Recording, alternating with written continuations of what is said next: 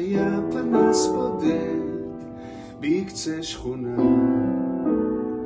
והוא העיר את ילדותנו הקטנה. זוכרים את השכונה? את החבר'ה? מי זה כל החבר'ה האלה? איפה הם היום? מה איתם? איפה כל החבר'ה?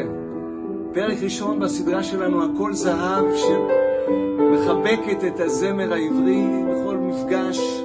ניקח נושא ונראה איך הוא משתקף בשירים. מאסטרו זיו קוז'וקרו, הזמרת קרן קורקוס ואני נשיר, נספר, נדבר יחד איתכם. מרכז תאו, 5 בספטמבר, נלך ונקרא ונביא את החבר'ה לך. תביאו גם.